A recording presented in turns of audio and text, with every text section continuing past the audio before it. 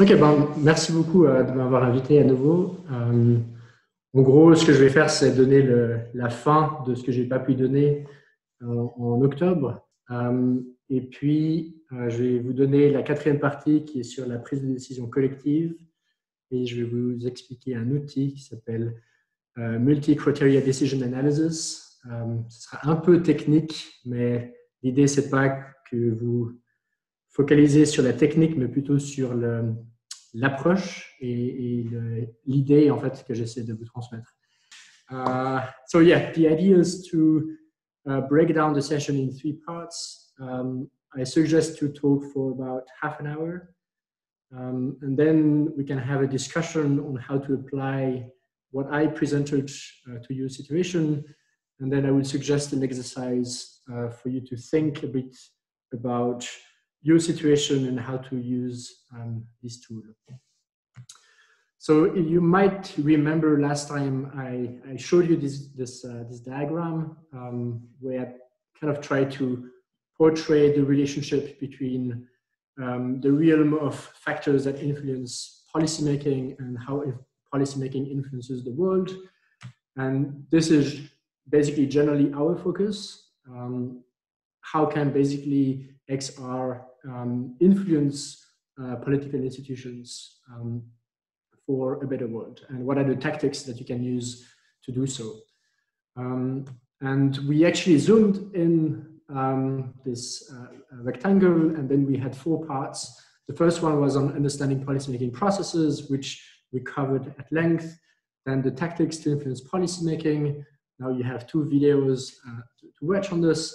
We briefly covered the idea of building a theory of change, and then I had a 4th part, which was about making collective decisions, because I understood that you guys are a group that need to make collective decisions, and this process is actually not easy.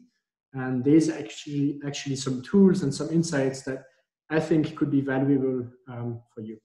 So we basically focus on 4.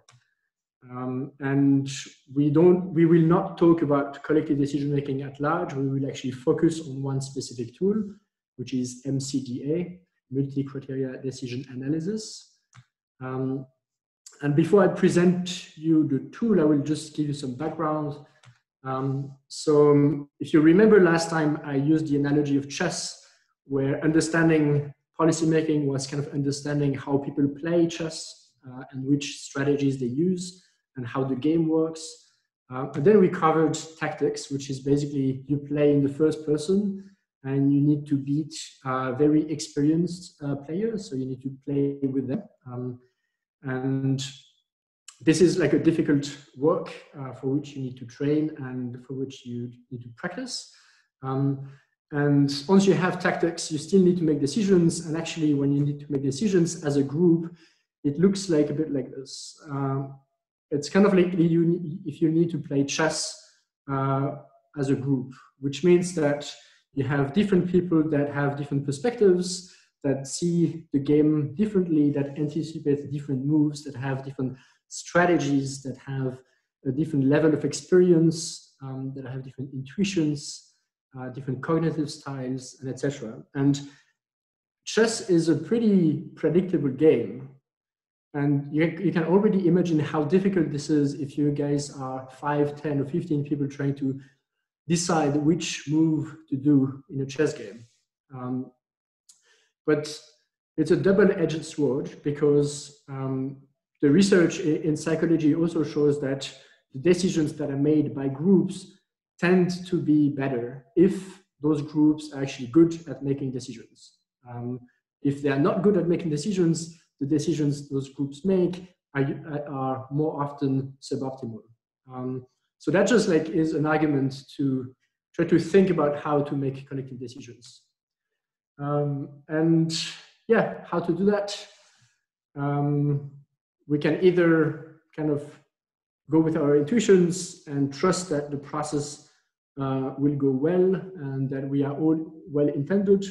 But it's probably a bit more complicated, and I think it's valuable for a group like yours and others to understand some concepts and use some tools. So the puzzle that we try to address here is how to make better collective decisions in the face of uncertainty. Uncertainty because there's complexity, so we covered that in the first part. It's really difficult to predict what policymaking processes do and whether like your actions will have the intended impact because of the complexity of the processes. You also need to deal with information overload. That's because of the complexity, but also because of basically the scope of your actions. You can consider many different information sources, and between you and me, you could spend all of your time doing research to try to reduce uncertainty. But at the end of the day, you do need to make decisions while you actually face a lot of information. And that's quite a tension that is difficult to solve. You need to make decisions in groups, as I said, which has different challenges, and I will get to that. And you need to account for your own cognition and behavior, which is very individual, which is very personal. And people tend to think differently, and we need to account for this. Thankfully, there is some research that gives some answers. So for example, research in social psychology provides some drivers like better and worse collective decision making. Research in behavioral sciences provide like behavioral insights on how people behave and how they actually behave in the face of complexity and information overload, and how to either counter those behaviors or reinforce them. And then there's research in operations research and decision sciences that provide tools to actually support decision making. And what I'm going to cover basically builds on this, and also build on a research that we just sent for review, which is an assessment of the usefulness of like 4 strategies to support collective decision making. And we actually came up with this diagram, and the blue circle is multi-criteria decision analysis, and that's the focus of this workshop. So we basically focus on a strategy that is reported as pretty robust and pretty useful to support group decisions. So I'm not just like pulling this out of nowhere. There's a lot of literature. It has been used for like more than 80 years. And I think almost any group should be aware of this. And yeah, I think it can be useful for many different contexts. Yeah, so before delving into the tool, I think it's also relevant to cover different challenges that you may face, their consequences, and how MCDA allows you to counter those challenges. So the first one is basically uncertainty, as I said, which can lead to paralysis. So it often leads groups to not make decisions or to be actually very confused on what to do. Because of uncertainty, it's really difficult to identify like what are the best strategies to act and have an impact in the world. With MCDA, it basically provides a process to deal with uncertainty and come up with a ranking of the options that you want to implement in reality. In group decision making, you have different perspectives, which can lead to paralysis as well. So because it's difficult for a group to agree, you might want to make no decision instead of trying to force decisions. And you may also have conflicts because people might disagree too much. With MCDA, the idea is to actually reach a consensus. You will see how. You also have the problem of different languages and different definitions, which can also lead to confusion. It's not always clear what we're actually talking about. With MCDA, the idea is to like foster convergence in the group. You also probably face group biases like groupthink. Usually groupthink is when people refrain from sharing information with the rest of the group to preserve consensus, while the information they have is actually quite valuable. And basically making decisions in groups will trigger other biases that individuals do not have. And that can lead to suboptimal decision making and lead to unshared information, which can be detrimental to the process. In MCDA, the idea is to have a space and process to actually collect the input that individuals can give. In complex settings, you often have multiple goals. So typically, you may want to influence policy, but you also want to maybe reinforce your credibility, build your network,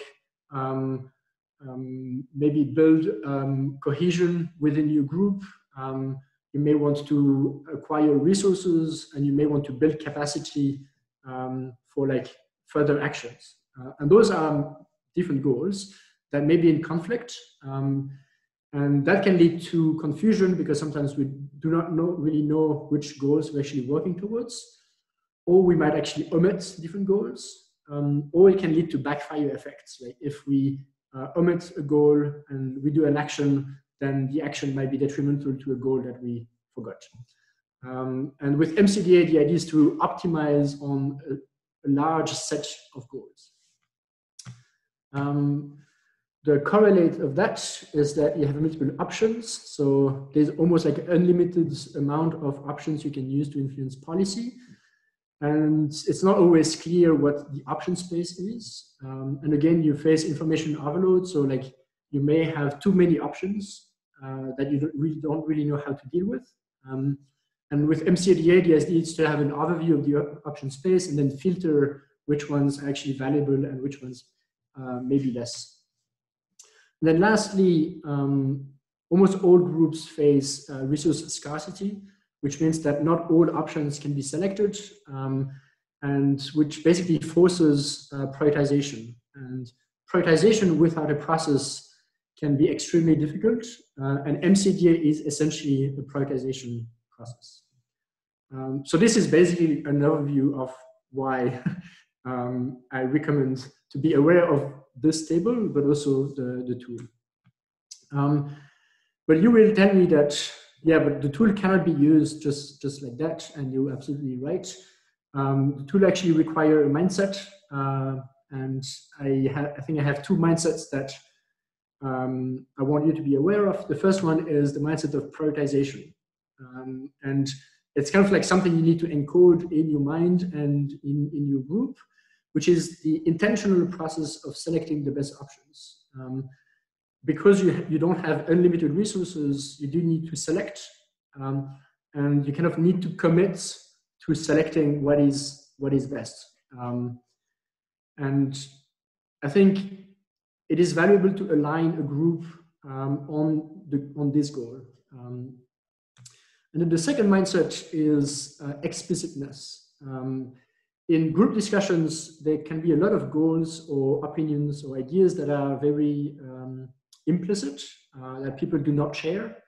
And basically being explicit is trying to make all of those assumptions, judgments, opinions, conflicts, trade-offs transparent to both yourself and also others in the group. And normally that contributes to improve collective decisions. And in what I will present is that explicitness can be facilitated by using numbers, but because using words can be quite vague or is subject to a lot of interpretation, while sometimes using numbers can just make things much more explicit and easier. So MCDA, here's an introduction. MCDA stands for Multi-Criteria Decision Analysis. It is essentially a process with 7 steps that do not follow like a linear process, but like 7 things that you kind of need to do. The first one is defining the decision problem. The second one is to define the criteria and the weights that define basically what is successful to reach your goal, or like to solve the decision problem. Then you identify options. You try to score those options against the criteria. Then you try to aggregate the scores, and then you rank your solutions or your options. Then you try to deal with uncertainty because the results are not always super clear. And then again, you make recommendations. And I'm going to quickly delve into each of the 7 steps. Just quickly, the result is basically this. It's basically a simple table with options as rows and criteria as columns, and then you have a final column with basically the final score, so to say. It's more complicated, and I will get to that. But that's basically the kind of the end output that you have when you do an MCDA. I think it's also important to understand that MCDA allows you to also build your theory of change. So this is the diagram of a theory of change. And the idea is that if you want to build this MCDA, this is your theory of change, and the different outcomes you want to have in your theory of change can be some of the criteria that help you evaluate options. And then you may want to have other considerations as other criteria. And then the activities that you may want to implement or the actions you want to take can be the options. And then basically there's a back and forth between the ideas you have and the ideas you select. And this back and forth is facilitated by the MCDA. So defining the decision problem, basically the idea is to define the goal that you try to achieve, which can either be XR Switzerland as at large, or like a specific action. So like what to do in 2021, for example. Or it can be what to do in Lausanne in September in 2021. So that could be either very broad or very specific. You need to define the problem. So basically, why do you need MCDA? Like, why do you need to prioritize options? Why is it not clear? You need to specify the time frame. So like, when do you need or want to make a decision? And you need to specify your constraints. So what are the resources available to achieve that goal? In terms of time, but also money and human resources. Defining criteria and weights. Basically, criteria is what defines the success of your options. So it can be outcomes you want to achieve. It can be other considerations, like strategic considerations to keep in mind. Like we want to influence policy, but at the same time, we do not want to lose everyone in our group for that purpose. And it might also be scenarios to avoid, maybe like keeping a certain level of credibility, and can be, yeah, things like maybe you want to take actions, but you also want to like increase trust and confidence in your group, and that's also something that you want to keep in mind when you select options. Advice on selecting criteria. So generally you need to be pretty complete when you select those criteria. So you should try to be as exhaustive as possible. You should also try to be operational. So make sure that the options or the solutions you have can be judged according to those criteria. So it's good to say, one criterion is to influence policy, but then like, how do you operationalize this? You may want to break this down into like sub-criteria. I recommend to check for assumptions, because sometimes we have assumptions behind the criteria, but the assumptions actually do not hold for the specific problem. And then I recommend to reflect on the past experiences, basically what has worked or didn't work in the past. And then you can use this to define criteria for future action. And you can also use the experience from other groups to define that. And then what is important is that your different criteria, let's say if you have 10 criteria, the different criteria do not necessarily have the same importance. So like some criteria are more important than others, and you can solve this by putting a weight to those criteria. And there are many different ways to do that. What I suggest is just like a very simple numerical weighting, where you say that all criteria have a weight of 1. And then basically if a criterion is twice as important than the others, then it has a weight of 2, and maybe a weight of 3, and etc. Yes?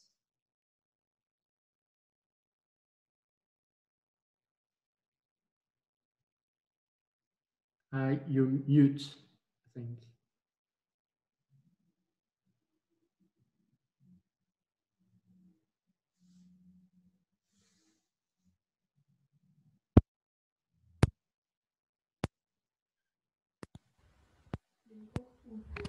Là, on vous entend là? Désolé. Il y a eu un problème.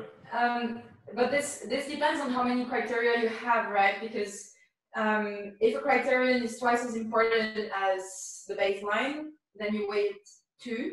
But if you have 10 criteria, or if you have 5 criteria, then this weight is going to be different, relatively speaking, right? So shouldn't you rather be like, is like half of what we want to achieve is actually criterion 1, and then you give it half of the total weight? Yes, so you can either proceed by having just like those numbers of, like you said, that one criterion is twice as important, or you say that you have maybe like 100 points that you distribute across all of your criteria, which is probably like a more robust method, maybe more complicated, maybe less intuitive. But yeah, you can basically take 100 points and then you distribute them, or you do a ranking of criteria. Thank you. Should I continue or should we wait, Francois? Ah no, he's there. Okay. Cool. So this is quite important because I have conducted MCDAs with different groups, and quite often people assume that we can take all criteria as equal, and they end up with suboptimal decisions because in reality the criteria have different values, and it's quite important to like account for this. And this can also foster common understanding of goals within your group, because if people kind of like converge on what goals are more important, it's extremely valuable. And then it still allows to like account for secondary goals, but then you would still have a convergence of like what are the primary goals you want to fulfill. So it basically takes this form. Here under each criterion you have a weight that defines the weight of the criterion. To identify options, so it's basically identifying all of these rows. The advice here is to spread the exercise over multiple sessions. So since the idea would be to be almost exhaustive in the ideation of options, you will have different ideas at different point in time, and different people will have different ideas. And then I would basically have different sessions to identify those different solutions, and different group exercises and different like brainstorming sessions. I would use like some literature, some reports, and your intuitions to identify different options that can be like different actions to influence policy, but that could also be different actions to build a network or etc. Like it's the level of abstraction is really dependent on the problem you want to focus on. The idea here is to go really broad. So it's kind of like there's no wrong option. It's fine if like you really have like stupid ideas in there, or very unrealistic ideas, because then the MCDA process will take care of like filtering what's actually not worth it. And I would just try to like think without constraints and think broad to identify options. Then scoring options against criteria basically goes like this. For each option, you try to see how they score for each criterion. Sometimes you will be able to use numbers like I did here. Sometimes you will have to use text or categorical variables. So that really depends on how you define the exercise. I would generally try to use numbers most of the time. And you will see that like boiling things down to numbers can actually simplify the exercise a lot. And then you can always relativize what's behind the numbers.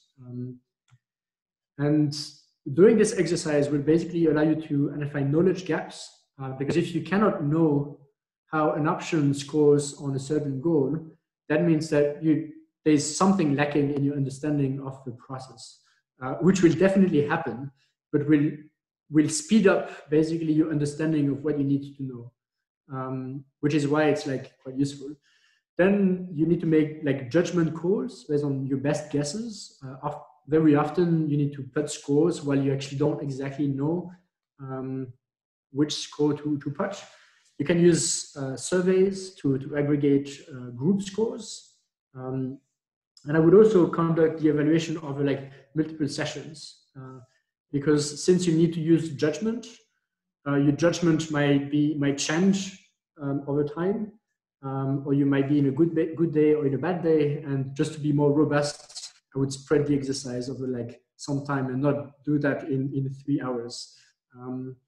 And what you can also do is define thresholds, because you do not necessarily want to seek maximization. So like you don't necessarily want to have your options score always the best on all criteria. You may want to just satisfy certain threshold. Like we're happy if an action is like does just enough to build a network, or just does enough in terms of like outside perception and communication or something like this. And you don't need to maximize there, you just need to tick the box that this is taken care of. And that also can simplify your process. And then once you have all of those scores, you need to aggregate them. And there again, you have many aggregation methods, and that's like an entire debate in the research on which method to use. You actually have, I think, 70 possibilities, and it's a bit ridiculous. And if I were you, I would not look into those methods. Like this, you would basically otherwise become operations researchers, which is fascinating, but it is not your job. And if you manage to turn XR into like an operation research center, like I would be disappointed. But what I can recommend is use 1 or 2 methods. One method is called SO, which is called simple additive weighting, which is very simple. You multiply each score with the criteria weight, and then you aggregate all the scores across the criteria. I don't know if that's very clear, but I will show you an example. But that's just very clear to account for the weight in the sum, and that like gives you some crisp results, which is useful. And it also is useful if you want to do that very quickly, and if you want to automate with Excel, for example.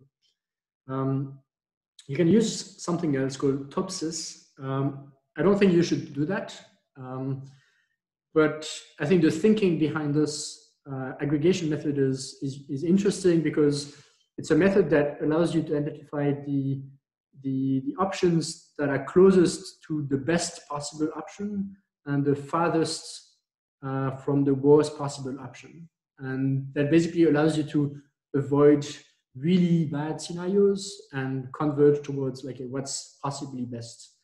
But it's a bit more math heavy, and I'm not sure you should do any of this. I think that's overkill. And I will actually explain why. But I think I would just recommend to do this. And like I've conducted like multiple MCDAs for my own jobs, and we always used SO, and we're very happy with this. Yeah. So this is basically what it would look like. This is using this method of SO. So it's basically 2 times 1 plus 3 times 1 plus 1 times 2 plus 2 times 1 is equal to 9. And if you do the same for option 2, you have equal 11. And then you do that for all possible options, and then you get results, which then can provide you a ranking of options. And I will get to the details. And that's just like a way to see how your options perform according to criteria in a pretty explicit manner, and it can be done pretty fast. And then you get this column results, which you can order according to the scores.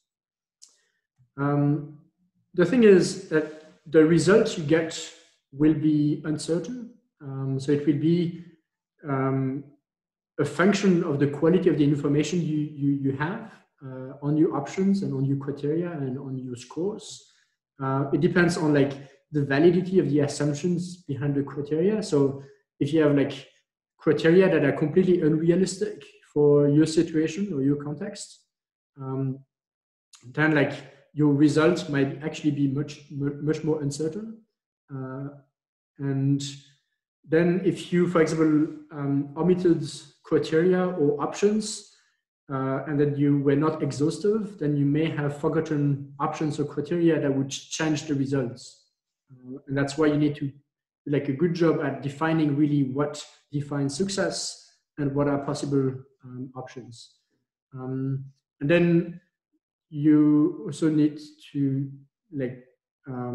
basically the certainty of the results will depend on whether like the weighting system represents the importance of your goals in reality, and whether this is like somewhat accurate or not. And that's why like you need to handle uncertainty quite well. So it's not like you produce this result and ranking and you're like, oh great, now we have like the 5 best options out of like 100, and we go forth for 5 years and we implement them. I would not do that. I would look at the ranking and say, oh, okay, some options score really well, some really badly. We can remove them and focus on the subsets that actually seem to be more valuable. But what you can do is try to update this assessment as your knowledge progresses. So it can be like a work in progress, like a living Excel sheet almost, where you can regularly check back and see whether your scores actually still hold, or whether you changed your beliefs and you need to change them, or whether you tried something that actually didn't work, and you can reflect that in the scores. And that can also like allow you to update your assumptions and opinions quite systematically over time. But this requires then like to build like a learning plan. You need to build something in your theory of change where you actually try to collect information to reduce this uncertainty, because you cannot just draw that from intuitions. Over time, you do want to like draw from examples, case studies, or like minimum of data. Yeah, and at the end, what you can do is make recommendations based on the results. So what is important is that the ranking only informs your decisions. Like, as I said, the ranking is not the decision. That would be really bad to do that. But it just like gives you an input for your decision making. And when you explain your recommendations based on the ranking, you would need to basically explain how you define the problem you're trying to solve, how you selected the options, how you selected the criteria, how you defined the weighting system, and how you aggregated the scores. In the MCDAs I was part of and the literature, basically the summary is that if you have the best MCDA possible, and then you communicate your result to your audience without explaining the process, people will just not buy it. Like they will just reject it right away, even though it's the best possible MCDA. And that's just because if people do not see like what's inside the black box, they will have all possible reasons to refute your beautiful conclusions. So I think it's very important to have this like open and transparency culture when talking about the results of the MCDA. And here's the nuance. Yeah, well, but like reality, right? Like reality, you know, like how can we actually do this, get to a ranking where we say, okay, now we know the options that XR must focus on, and we integrate this in the theory of change and a strategic plan. Like, can we really do that? Is it realistic? And it's a very valid question. And my response to this is to focus on the process and not the outcome. And that's what the research says. The reasons why MCDA is useful is not because it gives you the end results, like the ranking and with all the scores. It's because the group participates in this process. Because the group participates in identifying options, agreeing on goals, agreeing on what's more important, what's less important, sharing common understanding of the problem at play, and making like explicit judgment calls such that people understand each other's perspectives.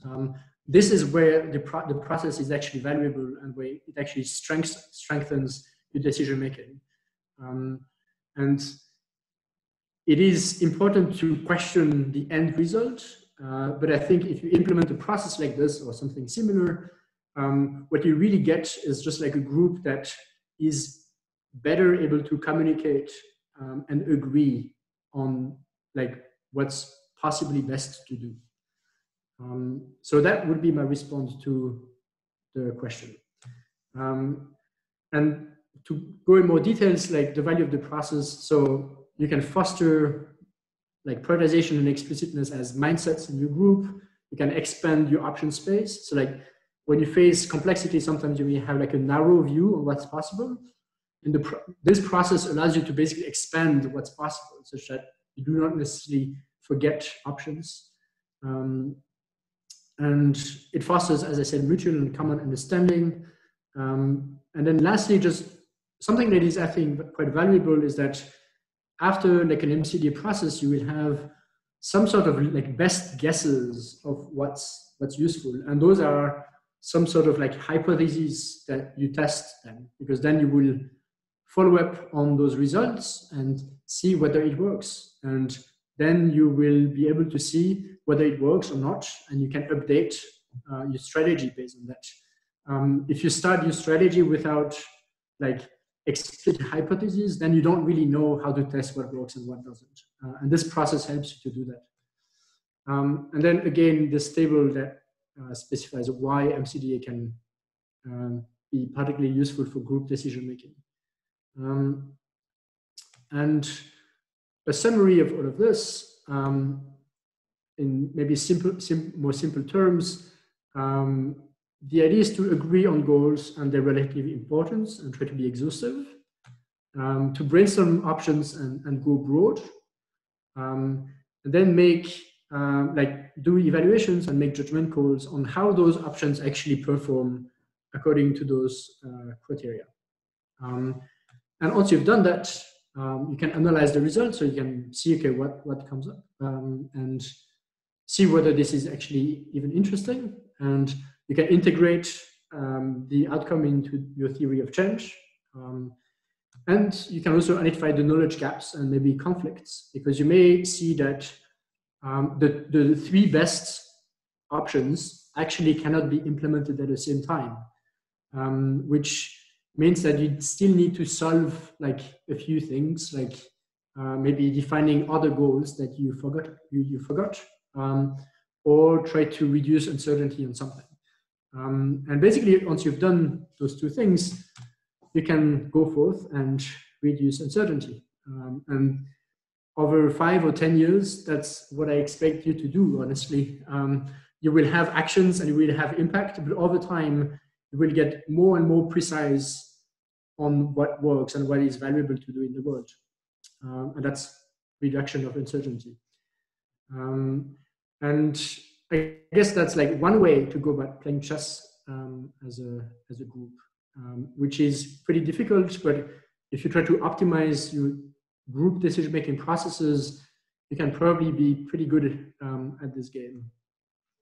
And that's all. I think I talked, again, a bit longer than planned, but I just respect the tradition. And what I thought was that maybe you guys have questions or like, yeah, questions on like how to like maybe on what I said, but maybe like how to bring this in your context, and maybe your questions can trigger some answers from me that could be useful. So yeah, that's it. This was super enlightening. Thank you so much. And for questions, you guys can choose if. So thanks a lot. Yeah. Sorry again. It was super enlightening. Thanks so much. And for questions, I propose that people ask either in English or in French, knowing that the questions will also be useful for people who watch this workshop later on the internet, who might not be French speakers. So your call, really, when you ask questions. Quelqu'un souhaite être première?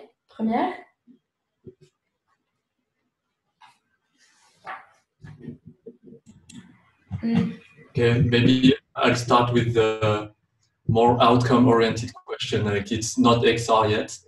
I'm curious about one of the what can be the best practices in using this model regarding how the data sets can be spread differently from one criterion to another. Do we use the standard deviation on one criterion to adjust anything? So this is a pretty specific question. So when you say the standard deviation, you refer to what exactly? Because the distribution of weight, you say, or like? Or... No, a distribution of the data. Let's imagine I have criterion 1 and criterion 2. Yeah. And the standard deviation of all my items is like 10 times higher on criterion 2. If I give them the same weighting, then criterion 2 will have more impact, will have more weight just because of a standard deviation. So should I adjust that? I could imagine rather yes. Then should I adjust my data set, or should I adjust my weightings according to the standard deviations? So when you say data set, what are you referring to exactly? The marks that I give to options. Okay. So yeah. That's the actual content of a table for okay, so the scores. The example. Yeah. The scores. The scores, yeah, okay, yeah. Okay. And then your question is that like how to honestly I don't know exactly. Like normally what you do is that you define the weight before the scores. So like the yeah. Yeah, exactly. So like the scores that come in your assessment, they do not define the weight attributed to your criteria. Yeah, and I think that can be a problem. Like let's get this very simple example. There's only 2 options and 2 criteria. We decide that criteria 1 is as important as criteria 2. Yeah. Weighting are 1 and 1. And option and then the scores for criteria 1 are 1 for option 1 and 10 for option 2. And then for criteria 2, it's let's say it's 6 and 5. Yep. If I take this, then obviously criteria 1 becomes more important because there's a big standard deviation. And maybe that's what I want, or maybe that's not what I want. So is it a good idea to adjust with standard deviation? Can I answer on that? Yeah. I think researcher team. I think the answer you're looking for would be to normalize the data, but Yeah. in a sense, your scoring system is already normalized if the whole group agrees on like you go from very warm to very cold in your ranking between 0 and 10, for instance. If everyone is kind of standardized on that, then you actually want this effect, because it really means that option one was super shitty on criterion 1. And then it's legitimate to exclude it based on that. Whereas for criterion 2, they were sort of similar, so it doesn't matter so much. And you can also use thresholds, as Maxime said, where if you have a super low option, even if it's very good with other criteria, you would just exclude it. But one thing you could do is just to do a sensitivity analysis in the end. So that would just mean that you do your normal scoring, and then you try different other options. So you just remove one criterion, you compute your scoring again, and you just look if it changes the ranking a lot. And then you change the weights a little bit where you're not so sure what really matters, and you see if it changes your ranking a lot. And then you can just see if some options are consistently great, or if some small adjustments in your model actually makes the options change a lot in their final ranking. And then you can really identify what's strongly, robustly good and what is a bit still unsure, I think.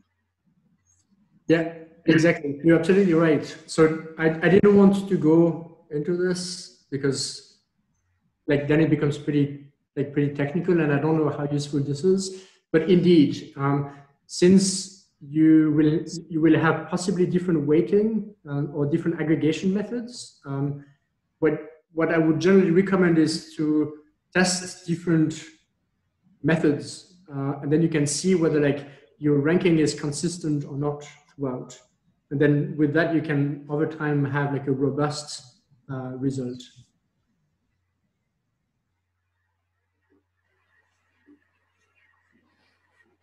So I think we've proved that at least some of us want to turn XR into a research center, but maybe not all of us. So I have a very practical question. How well do you think this translates into emergency decision making? Because like I've been on actions with hundreds of people needing to make a decision within a few hours before. And actually everything you've mentioned, I thought would have been really great mindsets to have, especially list all the options first and then try to assess them one by one and then rank them. Because otherwise people would just fight with very vague arguments about why theirs is best and that kind of stuff. So do you have any experience? Do you think it tends to work well as well under time pressure? Yes. So yeah, this is something I didn't cover. So a great added value of MCDA is that you can do an MCDA over years or in 30 minutes or even less. Possibly. I found myself like doing an MCDA for like decisions I had to make on the spot. And for me, it was too difficult to kind of like make my mind in like a short time frame on something I couldn't really make sense. And it was very easy to just, okay, what are the goals? What are the things I need to fulfill? What are the options? And very quickly I could identify, okay, this is the best thing to do. Yeah. Or what, it's not always like this is the best thing to do, but what you can do in emergency scenarios is identify what is worst to do generally.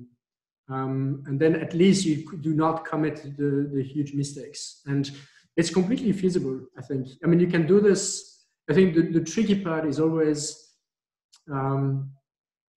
like how to do that in a group. I think because you can do that alone and you can go really fast because you're alone with your mind.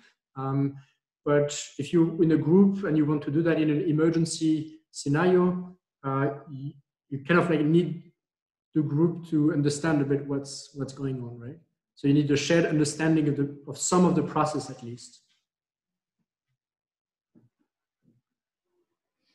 So with XR, the standard way of taking decisions that comes from the holacracy framework, it's a little bit like that actually, but with a lot less definition. So it's kind of based on, well, temperature checks. If you have several options, then people will show if they're excited or not about it. So then you kind of see what gets more excitement. But also there's a round where everyone gets to say if they have a formal objection, which would be like a veto. You can explain why you think this will make us move backwards.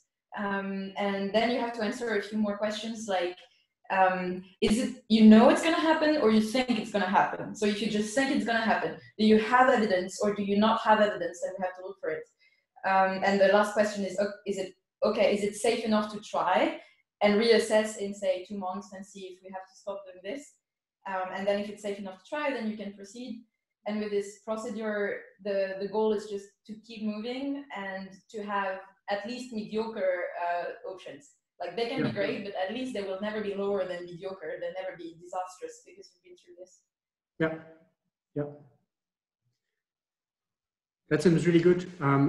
Generally, I think it's really interesting to use this like satisficing rule, or like having a threshold,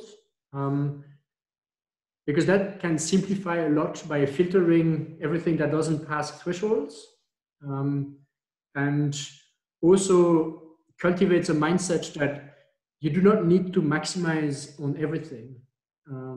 That is just not like true and often not possible. You want to maximize on certain things, and other things just need to be taken care of, but do not need to be maximized. And I think that's like a good thing to agree on as a group, that this is okay.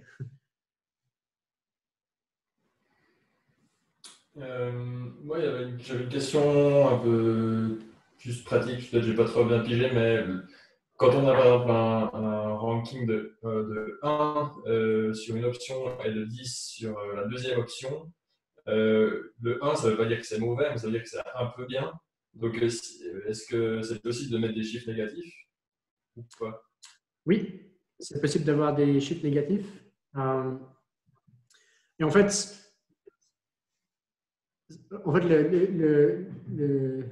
la signification du résultat va vraiment dépendre de plusieurs choses. Donc, de 1, si tu as utilisé des scores positifs ou négatifs, typiquement, genre si tu as utilisé des scores négatifs et tu as des scores positifs à la fin, ben, ces options sont probablement assez bonnes. Après, ça dépend aussi des échelles que tu utilises. Donc, si tu as des échelles qui montent jusqu'à 1000, des scores de 1, c'est peut-être pas super. Et puis après, ça dépend aussi des ressources que tu as. Donc, les ressources que tu as vont définir la quantité d'options peut-être que tu prends à la fin et que tu vas implémenter. Et là, peut-être un 1, c'est inclus dans le package en fait, que tu arrives à implémenter parce que tu as assez de ressources, ou alors c'est en dehors, ou c'est peut-être ça augmenterait des coûts que Experten ne peut pas se permettre de payer. Ok, et puis merci beaucoup. J'avais une deuxième question, c'est en fait comment concrètement, je n'ai pas trop bien saisi, en fait on arrive à prendre des décisions sur justement des scores. Parce que ça va nous aider à prendre des décisions, mais juste comment on dit, est-ce que c'est juste technique, on dit cette option elle est très bien parce que j'ai vu dans la littérature que c'est très bien, ou justement est-ce qu'il faut faire des sessions où on discute tous ensemble, ou est-ce que ça peut être un document partagé qu'on a sur un drive où les gens ils foutent leurs infos et puis on en discute juste pratiquement comment ça se passe? Ouais, alors donc c'est vraiment important d'intégrer le Pardon? Tu veux parler en anglais? Okay. Yeah, so it's really important to integrate the MCDA process in the decision-making effort, but it's really important to like divide the MCDA process from the actual decision-making when we really decide to go ahead with something or not. That's because the results of the MCDA are still subject to interpretation. And I think when like an MCDA is done really, really well, you can almost go ahead with the result, because if like the group agreed with the process of the MCDA and you did like a good enough job such that the results are actually of like high quality, and that when you checked the factors for uncertainty and you assess that the certainty is actually high enough, then I think you can say, well, we actually go with the 5 best. And that's, I think, like a commitment you can make as a group. But in your situation, and I think in most situations, that will not be the case. And I think the MCDA output will be an input to your decision making. So then you would need to use other decision making rules, like maybe voting, or like other, or like, I don't know, like some people, like they have a leader that decides for everyone, or you have votes, or it really depends on like also your group culture and etc. And I think what is important to understand is that MCDA unpacks the decision-making process. Like decision-making is not just one point in time when we make certain decisions. It's actually like an entire process of identifying what is possible, what are the goals, and making explicit judgment calls on every single part of the process. And by unpacking the process, I think it facilitates it. And I think many groups actually end up not making decisions. So like they end up agreeing to disagree or something like this. And the MCDA process, I think, then like increases the likelihood that you will be able to make a decision at the end, because people have common understanding, mutual understanding, and it might even feel natural to select those options at the end because people like kind of like have the same understanding of what's important to do. But yeah, I don't have like a very satisfactory answer to this, because it's more like an entire process you follow, and then if you already have rules to make decisions, then you use them. Et donc en fait, ce que tu dis aussi, c'est qu'un groupe qui utilise un MCDA, ça doit être un groupe qui est déjà bien formé et qui n'a pas forcément... Enfin, il ne faut pas qu'il y ait des divisions internes trop fortes non plus, entre des théories du changement complètement opposées à la base, des gens qui ont envie de lancer des trucs complètement différents. Parce que non, ça peut être utilisé dans des groupes extrêmement divisés pour justement trouver les consensus et les compromis. Je pense que c'est une des plus grandes valeurs ajoutées peut-être du processus MCDA, c'est que tu peux avoir des critères qui sont totalement en conflit, et puis du coup en fait tu dois trouver des options qui vont satisfaire les critères pour chaque groupe selon les différentes perspectives. I think it's something you mentioned at the beginning, right? That it forces you to make a lot of things explicit. Also, if there are conflicts in the vision of the group, then it will really show that they don't want to weigh the same thing. Some people really want to weigh we need to not lose public support, and some people will weigh we really must be efficient thing or more. Yeah, exactly. I think that's I mean, if we can kind of like go a bit more meta and we think about what's the point of all of this, I think it's also about like fostering a certain decision-making culture in your group.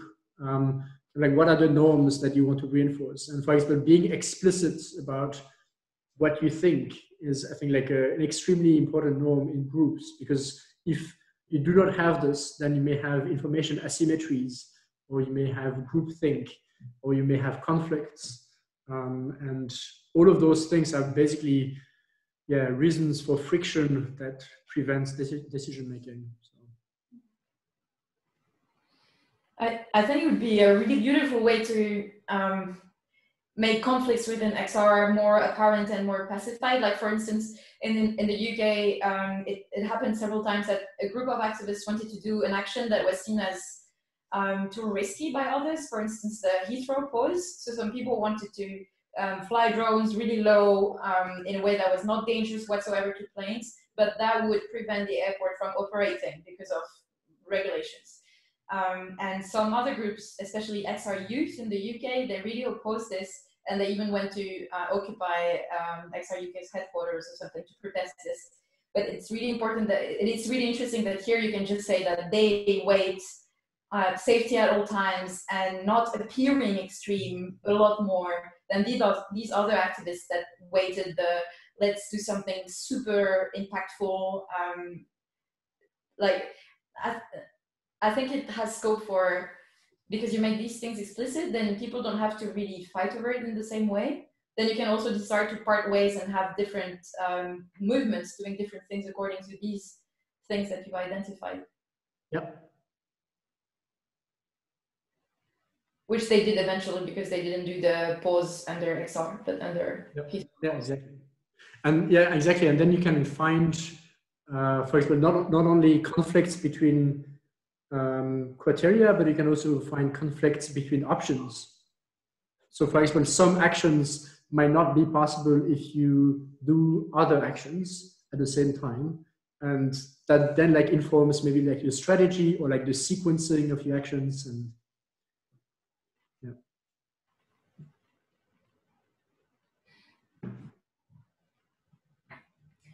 Are there questions you think don't work well with this method and questions that work particularly well? Yeah, just the last question just raised me the idea, like, what if like the list of options is some projects that we want to choose? So we're not going to choose one, we're going to choose like 5 out of 50, for instance. And some of them are compatible, some of them are not. And so it's not just about selecting the best 5 because they might not be compatible. So how, is there a way you manage this with this method?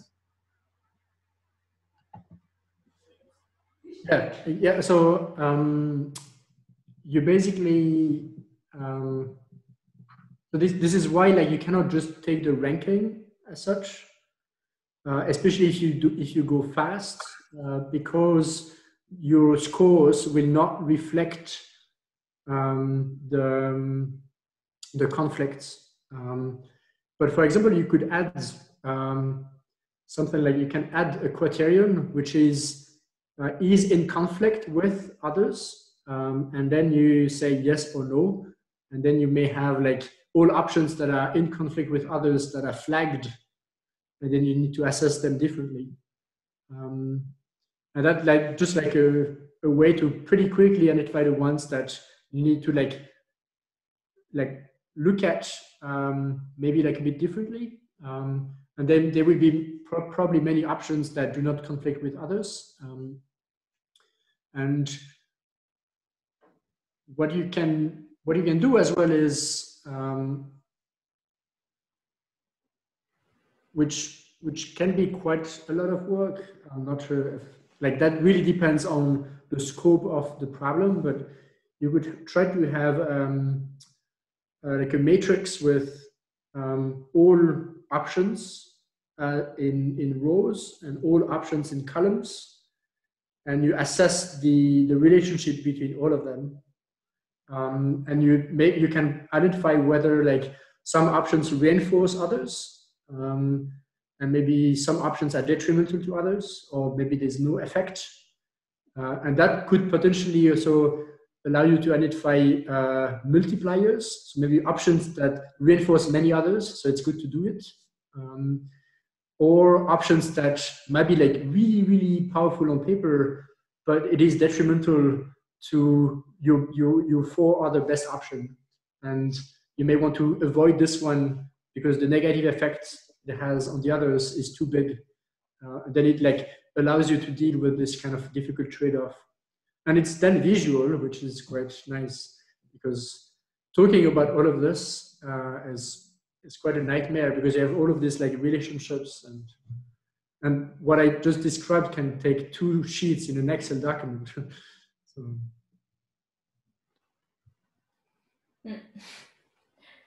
I still want to ask my question. Can you give us examples of some questions that work really well with this approach and some questions that maybe don't work so well, if there are types of questions like that? It's a good question that I ask myself from time to time. I haven't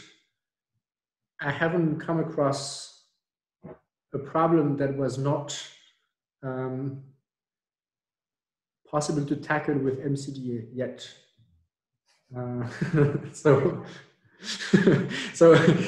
like, I mean, I don't believe that this is a silver bullet, because there are other tools you can use as well. I guess problems that might be like problems that are not like prioritization problems. So I think like for like to do like an MCDA, you really need to be in the situation where you have too many options that you cannot choose, and you also have resource scarcity that forces you to choose. And this is like a specific type of situation that occurs in many contexts, but I guess that, for example, if you need to decide, yeah, not even that, but like if you, I don't know, need to resolve a conflict in a group,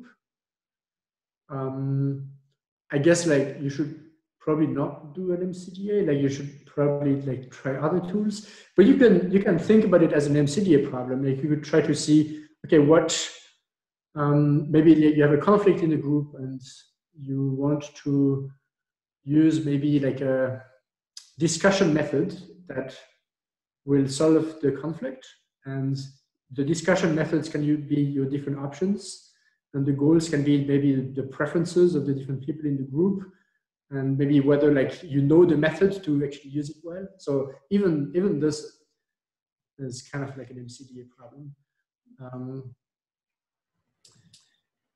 I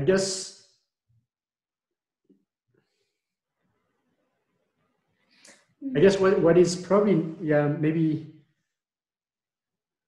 yeah, I'm a bit unsure, like, but when the uncertainty is way too high, like way too high. So when we talk about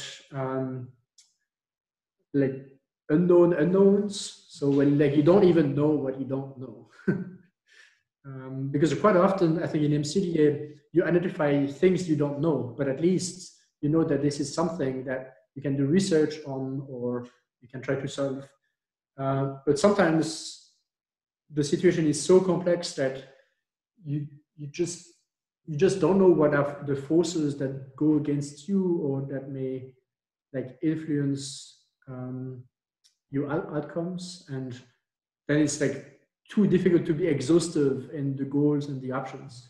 That could be something, but I struggle finding an example. Thanks. Is it time to move on maybe to the next part? Yeah, we have 15 minutes left, right? Yeah.